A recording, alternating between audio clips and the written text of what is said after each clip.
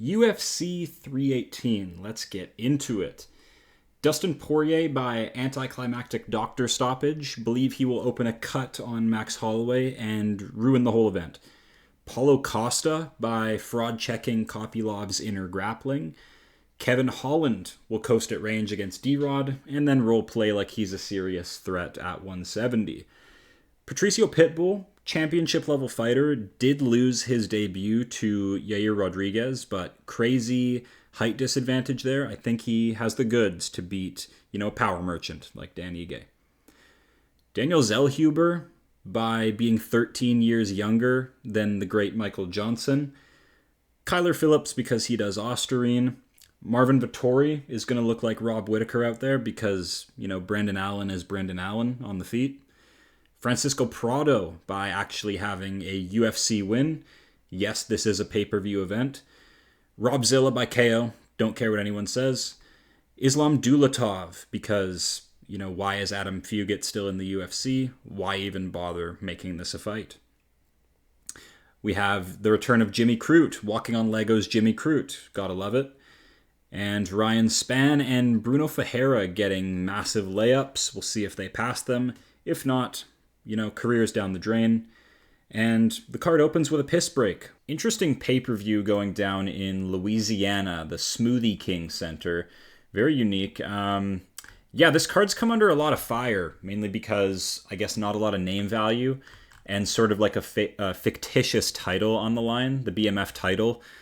Very WWE-esque, not an official title, but pretty big main event here that's sort of carrying this whole thing. But, if we've learned anything from over the years, it's that the less name value on a card, the more underrated bangers there are hidden beneath the surface. So, yeah, there's some people on here on, pretty bad contracts, if we're being honest. 10K to show, 10K to win, so they'll be coming out looking for finishes.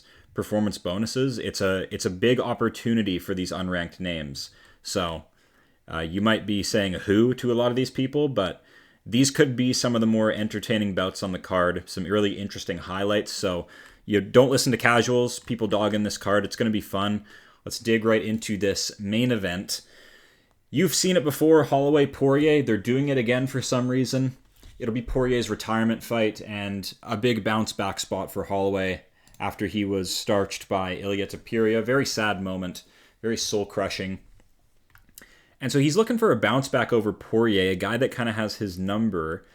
Max Holloway, you know him, you love him. Big featherweight, big tall featherweight. Not the greatest reach, but incredible volume. Absolute demon on the feet when it comes to activity.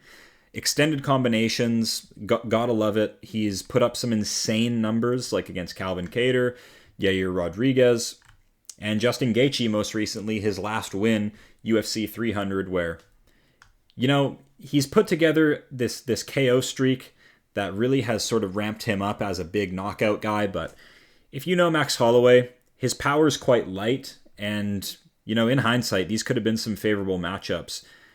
The Korean Zombie, kind of from an older era, and Justin Gaethje just asking to be KO'd every fight, really. So interesting stuff. I could go in deeper into this fight.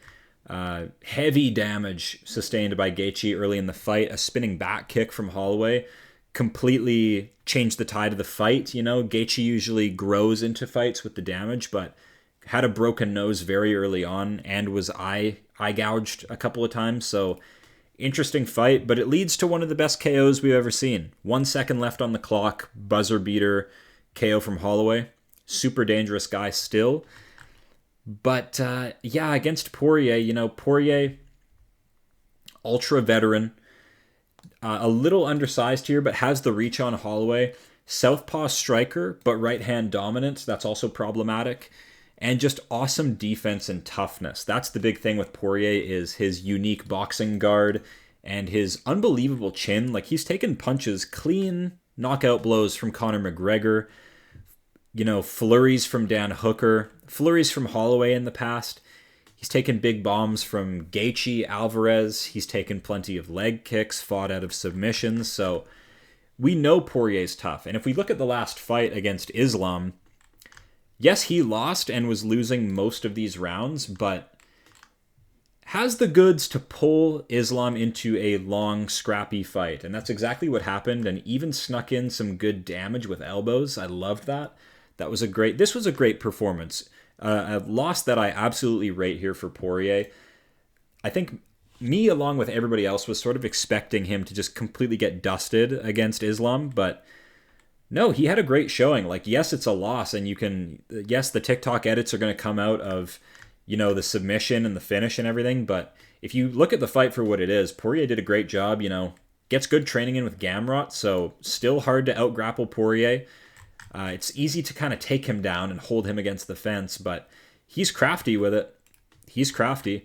And so why I'm picking Poirier is kind of because I still really believe in his punch power and his ability to find the chin, especially on Holloway. And we've never seen Holloway bounce back from a KO loss, so I just don't really have a lot of trust in him right now. If he beats Poirier, all well and good. That'll increase his stock for sure. But yeah, we've just never seen him had to fight a real proper power puncher and get knocked out before. And so I don't know how he's going to come out in this next fight. He could be super tentative, and he can't really do that. His whole career has been built off of pushing you back and lighting you up. So he can't be gun shy against Poirier here, even though he got knocked out last fight. And I don't see him going for takedowns on Poirier. That would be pretty unorthodox. So let me hear your thoughts. We've seen this fight before. What do you think is going to be different? I think Poirier has more ways to finish this fight. I like him in a long extended fight. He has the power to kind of, stop the snowball effect of Holloway. We've seen it before. And as of right now, in kind of their older ages, I still rate Poirier. If we're going off their last performances, I rate the loss to Islam Makhachev more than I rate Holloway's loss to Topuria. This was bad. This was a bad KO. And I just didn't like what I saw.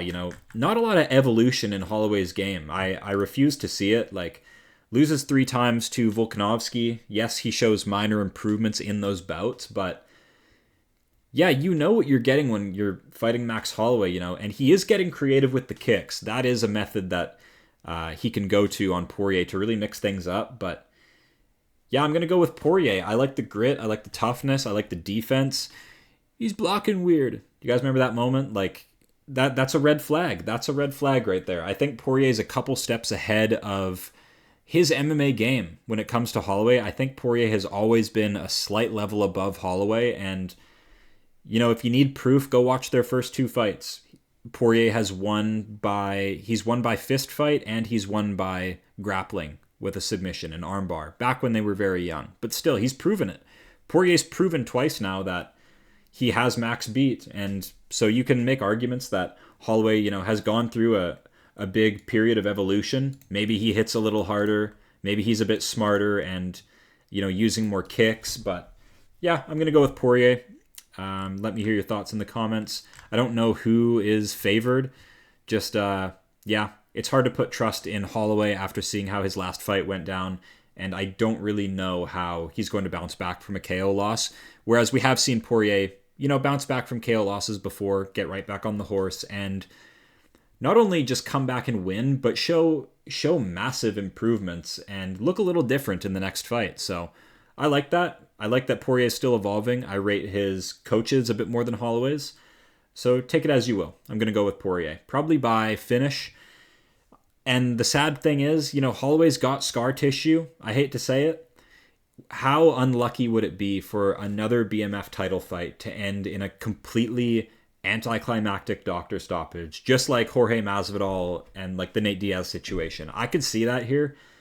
And I will predict that, because if I get that right, I'm never letting that go. Co-main event, Paulo Costa, Roman Kopylov. Up next, we have Paulo Costa, Secret Juice Paulo Costa against Roman Kopylov. I'm kind of low on Kopylov after seeing Chris Curtis's last fight. Roman Kopylov going to war with Chris Curtis, squeaking a win over Cesar Almeida with takedowns. And then we saw Anthony Hernandez just completely run a grappling clinic on him. I can kind of forgive this loss. Anthony Hernandez, incredible cardio and pace, but we saw what happens when you mix it up on KOPYLOV, and his career kind of began with, some problems on the ground, losing to Karl Roberson and Albert Duraev. The strengths of Roman KOPYLOV: big middleweight, very good reach, very fast. That's the big thing with KOPYLOV, is speed and kickboxing. But I don't think that should pose too many problems to Paulo Costa. Yes, his career is on suicide watch. 1 in 4 out of his last 5. Does not have a single win against an active UFC fighter. Luke Rockhold is gone and retired. Yoel Romero is gone. And these guys are gone. So, big career-saving fight here for Paulo Costa. Now, Paulo Costa, the volume is kind of a problem when he's up against these real strategists like Sean Strickland and Rob Whittaker, that are a bit too fast, a bit too composed for him. But I think against a person like Roman KOPYLOV, Paulo Costa can lean on his physicality, and he doesn't show it much, but Costa is a hell of a grappler. I mean, he doesn't choose to do it for whatever reason. Maybe now he will, now that his career is, at death's door. I think he should go for takedowns on Roman KOPYLOV. He has an ability to sub people. Roman KOPYLOV, once he's on his back, not a great scrambler, not a lot of BJJ in his toolkit. I think Paulo Costa can absolutely win this with grappling. Where he won't win this is trying to tit-for-tat Roman KOPYLOV. Will this happen? I can't see it, and even if it does, even if Roman KOPYLOV does begin to get some volume going and get into a real flow state, Paulo Costa's always had good durability. The only KO loss has been the Adesanya fight, correct? Or am I wrong? Yeah, the only other loss is coming by decision to Vettori, Whittaker, Strickland. So I just can't see Paulo Costa dropping a fight to Roman KOPYLOV. He's fought much higher names, much better names.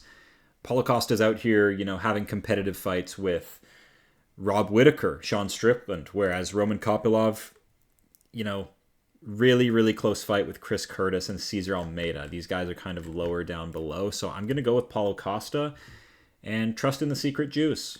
But his career, what is wrong with Paulo Costa? His career has fallen apart, because I'm sure we've all seen his rise. We saw the Yoel Romero win, and he just had aura, around this time, man. Absolute aura. He looked like a superstar. I don't know what happened. Maybe he just got shown his level.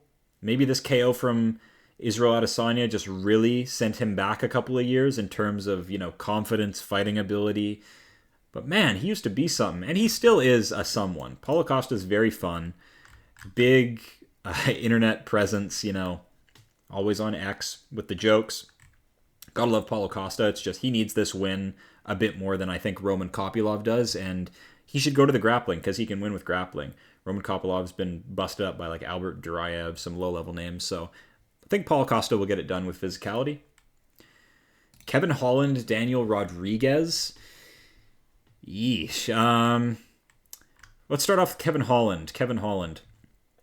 Very tall, very long, very crisp striking. Not a big combination guy. With Kevin Holland, it is mainly one shot at a time, which I take issue with. Incredible BJJ, a great scrambler, but kind of weak up at 185. Was shown to not have real strength in wrestling transitions and was really able to get bullied around by Derek Brunson, Marvin Vettori, names like this. Has a submission loss to Brendan Allen and lost to Thiago Santos. As of recently, moved to the welterweight division and has been being given some interesting names. Took some wins, took some losses. Just, as you can see, a guy that doesn't really care about his career. Not a lot of strategic matchmaking. You see, Ali can get these guys, good matchups and smart fights at the right time. Kevin Holland, not really that guy. Sort of, egoist, plays by his own rules, takes whatever fight he wants, even against his best interest. But had a close fight with Jack Della Maddalena, who is the current 170 champion, so yeah, just seeing what JDM has done has kind of gained Kevin Holland a bit of stock because, yes, he lost, but yeah, had a decent little volume performance on JDM, kept the range, used his 81-inch reach, and that is the game plan for him moving forward. It has to be. Struggled with Michael Venom Page. I can forgive this. Michael Venom Page, incredibly hard to figure out, especially over 3 rounds, so I can forgive that. And decided to go back up to 185, gets bulldozed. Kevin, you are 170 now. You stay at 170. You are not going to win at 185. Anyways, Gunnar Nelson, close win. These strikes are crazy, but it was kind of a close fight. Struggling with a bit of grappling, but good test. Good test for a 170 grappler.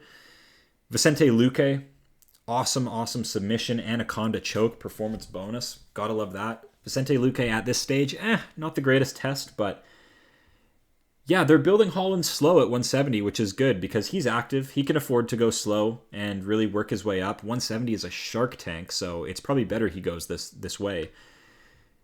Against Daniel Rodriguez here. Daniel Rodriguez, very fun.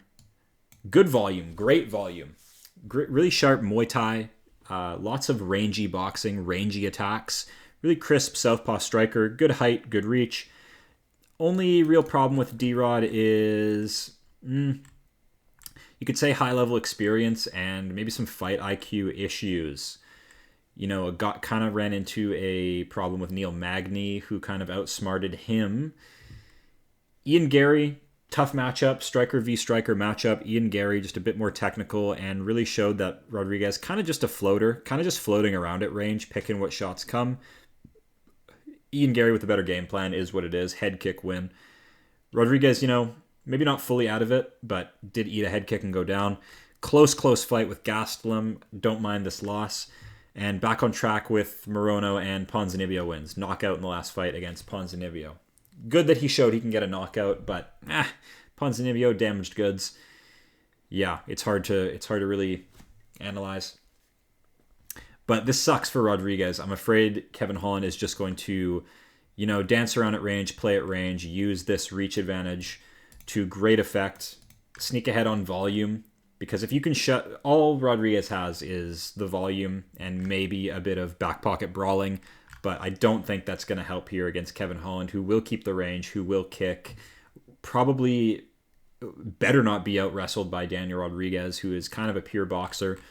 So it'll be interesting. It might be close. Rodriguez makes fights close with his volume all the time. So if Kevin Holland messes around, screws around, tries to be like Deadpool out there and, you know, make good TV, Rodriguez might sneak ahead on the volume, but I'm going to go with Kevin Holland just with that crazy reach advantage in mostly a striker matchup here.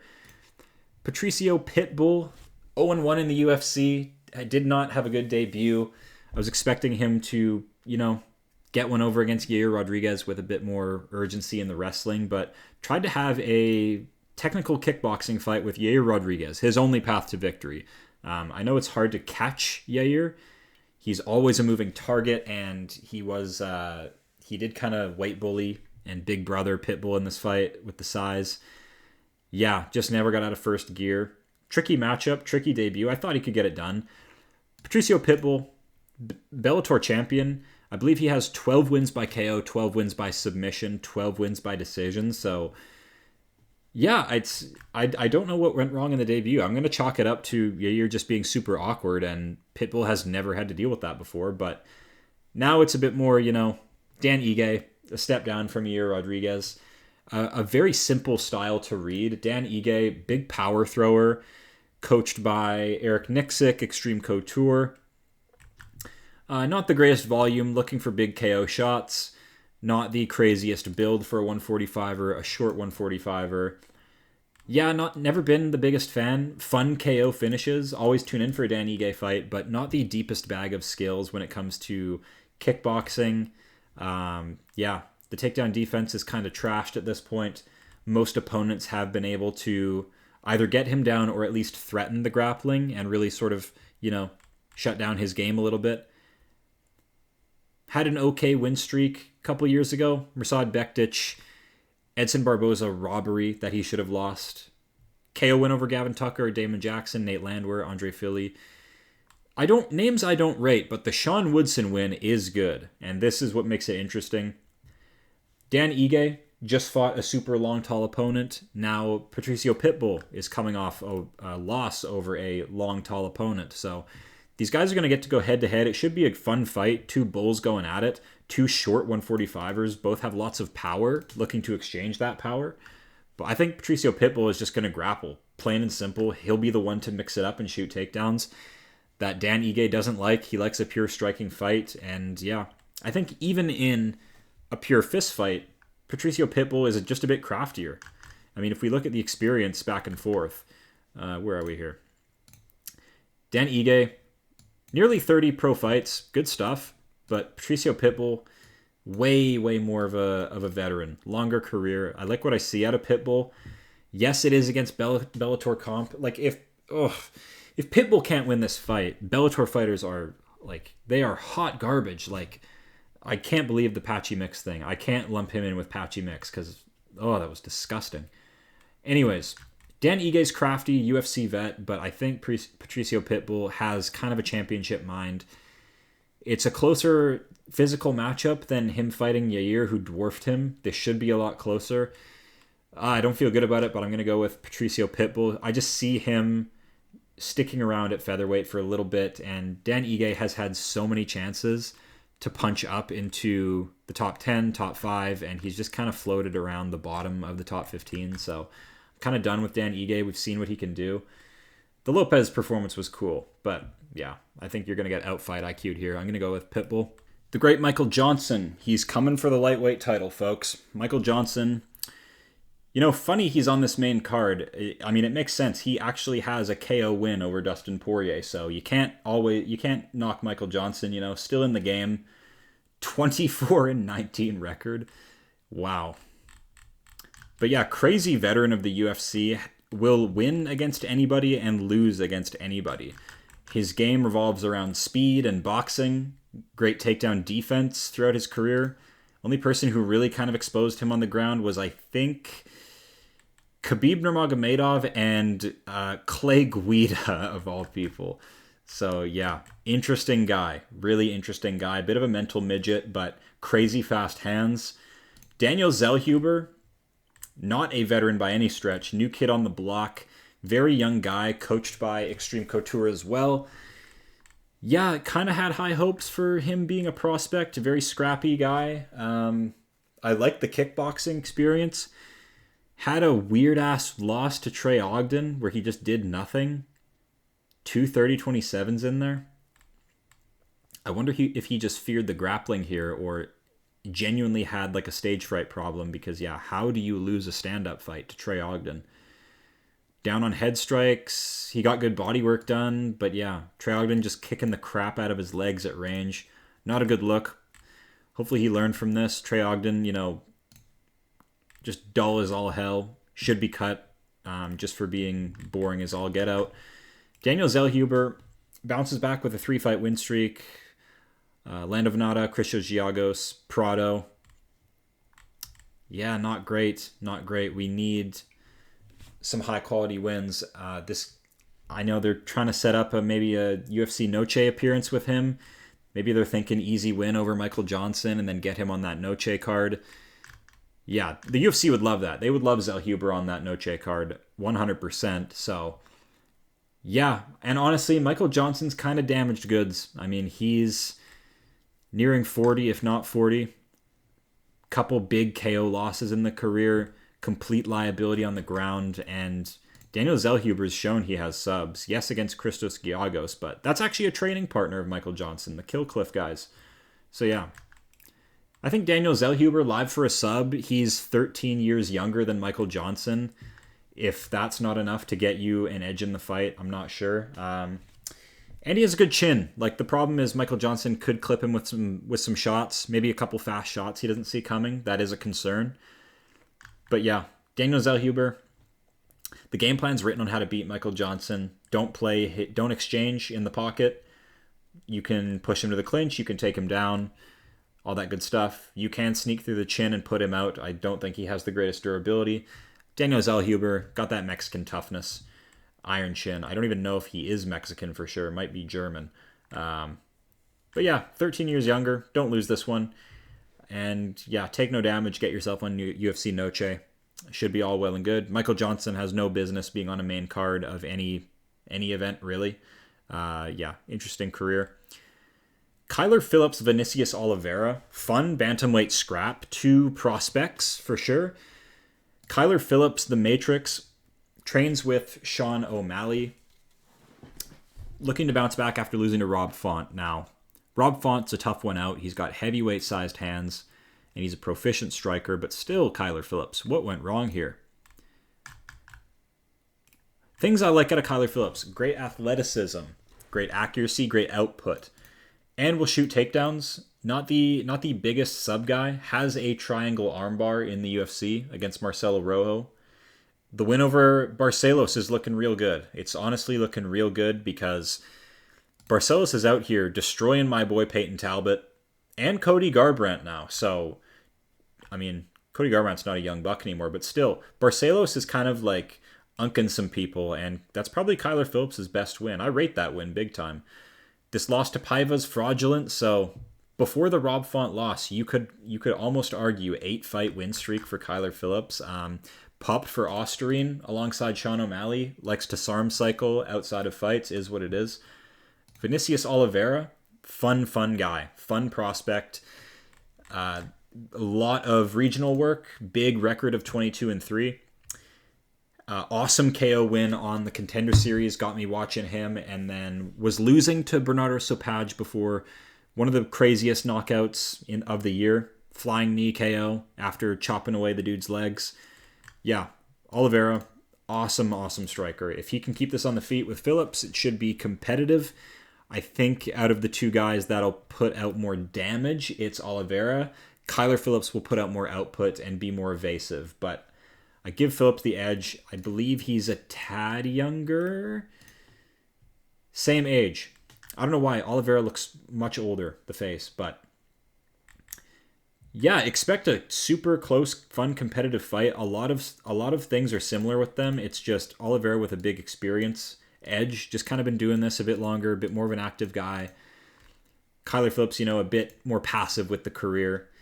So interesting stuff. Slight reach edge. But as far as like strike rate and all this kind of stuff, should be very fun. Should be evenly matched. I will go with Phillips. He's coming off the loss, maybe a bit more urgency. Yeah, I like the strength of schedule from Phillips. I like the Munoz win. I like the Barcelos win. So it'll be interesting to see. Yeah, I'll go with Phillips. Not because he's a PED cheat, but because honestly, it's a close fight. I like his speed. I like his evasiveness. And I think he'll sneak a win on volume. Vinicius is kind of, a bit more intent on seeking the finish. And Phillips not really a guy to be finished. So the people's main event, Marvin Vettori versus Brendan Allen. The drama on these two got into a bit of a verbal and physical altercation at a casino. And let me tell you, it was fun to watch before they were separated. Blows were thrown. I believe one of them initiated a clinch. Now it's time to see them in the cage. Yeah, if you're a UFC fan, you're all in on this fight.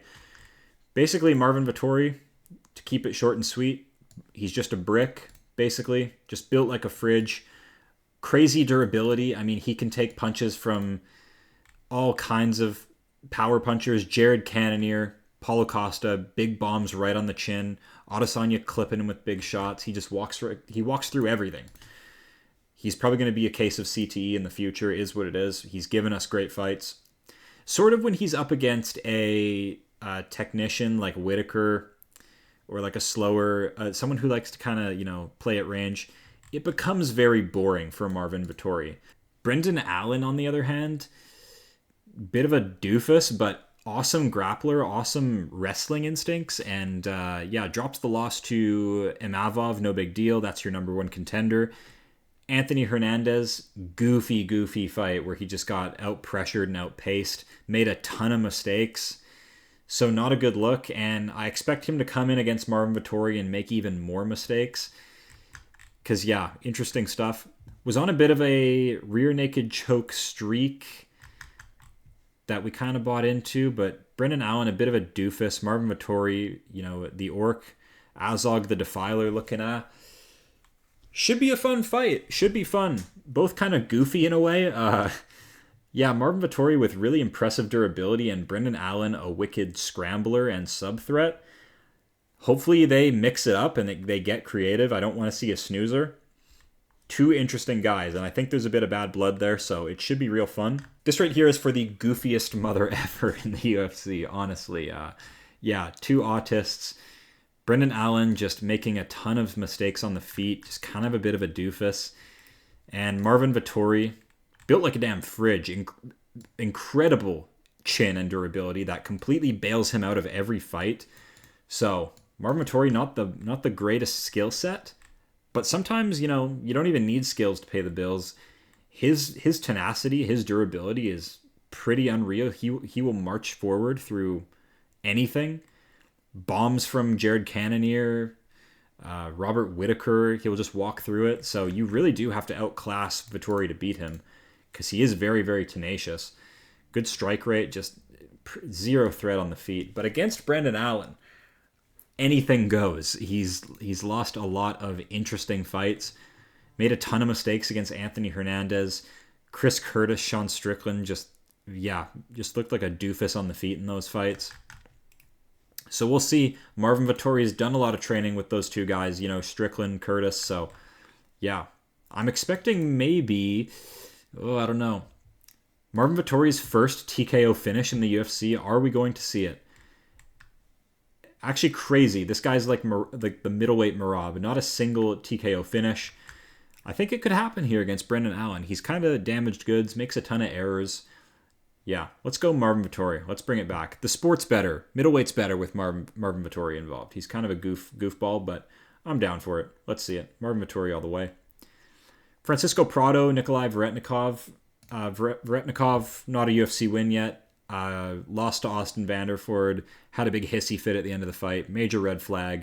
You know you're not supposed to be here. We won't even talk about his skill set. Yeah, can't keep up on volume. Can't take guys down, really. Yeah, tough debut against Michael Morales, but yeah, Danny Barlow, Austin Vanderford, don't rate it. Prado, on the other hand, maybe a bit short, stubby, low volume, poor defense. ZELLHUBER cut him up badly. Jake Matthews did his thing, kind of outclassed him with the boxing. And how are you losing to Jamie Malarkey? I believe this was short notice. We can forgive this. Short notice debut. Jamie Malarkey, goofball. Big K over Azaitar. That's enough for me. That puts him in the green over a dumbass like Verettennikov. Just, yeah, big hissy fit, sore loser. Yeah, I'll never pick somebody like that. Is what it is. Francisco Prado by KO finish. Up next. Robert Valentin. They ruined the start of this man's career. Super fun Muay Thai striker. Yeah, Viking warrior. Does mushrooms. Like, you can't make this up. This guy needs to be promoted. He needs to be molded into a star. And what have you done? You've given him two just blob grapplers. Ruined the start of his career. Now he gets Ateba Gautier. Ateba. This guy just got here, but he's just crazy. Gigantic 185er. African dude, I believe. Just crazy punch power. So someone's going night-night in this one. ROBZILLA all the way. He got blobbed on early on, but I think now he's finally going to shine. He gets a striker. We get to see, you know, ROBZILLA in his element. Unless Ateba, you know, mixes it up and shoots takedowns, but he's pretty fresh in his career. Just comes out and seeks a finish. So, yeah, this could be a big KO of the night type of situation. Someone's going night-night. I'm going to side with ROBZILLA. Adam Fugitt, Islam Dulatov. I mean, you do the math. We got an OEV, Islam Dulatov. Not the deepest career yet. There could be some red flags in here, but Adam Fugitt is a bum. He will not be the one to expose any vulnerability or deficiency in anyone. Bit too basic. The Josh Quinlan fight was one of the grossest fights I've ever seen. Just two guys scared shitless, kind of kicking each other. Yeah, you have to cut them both after that, even though it is a win. Not a chance in hell Adam Fugitt wins this. Islam Dulatov, the Ripper, gonna rip him up. Jimmy Crute is back after, you know, feigning retirement. I don't know why they do this. Just, you know, be a man, get back in the training room, figure it out. But yeah, I can understand why. A weird ass career. Loses his momentum to Anthony Smith. Gets brutally KO'd by Jamal Hill. Draw to Menafield. Lost to Menafield. draw to Bellato, and Bellato is a fake and a fraud. Ugh, CRUTE, who is a beast and a powerful guy on the ground. When it gets to the ground and in transition, CRUTE is a physical freak. But, like, this reach is atrocious. Like, 74 inches at 205? Are you kidding me? Jimmy CRUTE, you know, complete liability on the feet. Marcin Prachnio, he's not very dangerous. He can sneak ahead on volume. Has a win over Khalil Roundtree. Wow. Yeah, good volume, good, just, you know, we'll march forward. This is a pretty decent number for 205. He's scrappy. He has no fear, so yeah, but he's not going to hurt CRUTE. Like, that's what you got to do. You got to hurt CRUTE, and Prachnio's not going to be the one to do that. He's a volume fighter. CRUTE, get it to the ground, do your thing, or the career is over for good. Can't believe they're giving you another chance after this. Yeah, we'll see what happens. Ryan Spann, Lucas BRZESKI. This fight will tell a lot. Kind of a layup. BRZESKI is horrible, but does have a win over Walter Walker, who we just saw pull off the heel hook. So interesting stuff. But other than that, PED cheat was all jacked up on regionals. The Bull just completely juiced to the gills on regionals. Gets his ticket into the UFC and just falls apart. Gets just outclassed and knocked unconscious a bunch. So yeah, Lucas BRZESKI, fraud. Ryan Spann, super dangerous guy, but as much as he is dangerous, fragile himself, he's kill or be killed every time out. Nearly every fight is a finish in round 1 or 2, so he should bomb away on BRZESKI, and that should be a wrap. He lost to Waldo Cortez, which we can forgive this. Waldo's actually kind of making something of his career, getting the Pavlovich fight next. Really good boxer, so this can be forgiven. Yeah, this is kind of a layup for Spann. If he doesn't get this one done, the career's kind of over, so we'll go Ryan Spann. And Bruno Ferreira. Bruno Ferreira is fun, man. I don't know why he's this far down on the card. He should almost be like a feature fight type guy. But yeah, I think his opponent fell out. I think he was meant to fight Abbas. I don't know who he was supposed to fight. In steps Jackson McVeigh, regional can. Completely unproven. Does not have a UFC record yet. Not really any stats on him. But yeah, expect him to be dusted. Bruno Ferreira, you know, is a bit of a shorty. The Hulk. He's kind of a midge for 185, so there's always going to be problems with that. But he handles it pretty well. You know, he's hard to hit. He has good footwork. Best win is definitely the KO over Gregory Rodriguez. That's aging awesome. That was his official UFC debut, and he knocked out Rodriguez, who dwarfed him, like looked like a heavyweight out there, 6'3" against 5'10". Knocked him out with one punch. So, yeah, Bruno Ferreira, good fighter. I don't know why he's this low on the card. Should just rip apart Jackson McVeigh with body shots, big powerful kicks, and yeah, that should open up a big KO punch. So I'm going to side with Bruno. Imagine he's a massive, gigantic favorite, of course. And Carly Judice, Nicole Kalari. Carly Judice, I don't want to completely gloss over. She is actually very fun. She fights to finish. She crispy. She does have good striking, good kickboxing. Believe she has a head kick win. Yeah, she head kicked Dubin after almost being cut, so big bounce back, saves her career. Nicole Kalari, yeah, just kind of a clinch holder. Undersized, I believe, in this Karakate fight. She stands 5'3". Karakate is 5'9". So yeah, it was tricky to really get her grappling going and find her range. So, but she's tenacious, so she could win this. Tenacious little fighter. She's cute. Carly Judice, though, just a bit nastier, kind of fights like Corey Sandhagen. And yeah, trust her to throw kicks, elbows, get nasty with it. Great volume performance over Gabriela Fernandez. Dwarfed her in the striking numbers, but still loses by split decision. This is interesting. Shooting takedowns ahead. Yeah, I'm going to give this one a rewatch. Gabriela Fernandez fraud checked Wang Kong, so this deserves a rewatch. I'll give it to Judice, just because she seems more fun. Nicole Kalari, a bit undersized, so we will go Carly Judice. So yeah, there's the card. There's my thoughts on it. It does kind of just look like a super juiced up Apex sort of situation, fight night. But they're calling it a pay-per-view. BMF titles on the line. Holloway Poirier 3. Give me your thoughts down below. Give me your thoughts on Costa Kopylov, Holland Rodriguez. If Pitbull still got it. If you rate Kyler Phillips. And this one's going to be goofy. Vettori Allen, let me know your thoughts. And expect recaps the day of the fight. I'm going to try and get done my instant reaction to these fights as soon as they conclude. So keep an eye out for my videos when they go up. They'll be going up Saturday night. As soon as the fights are over, I'll get you my thoughts. I want to be one of the first guys out there to get my opinions out. So yeah, keep an eye out for that. And thanks, guys. I will see you later.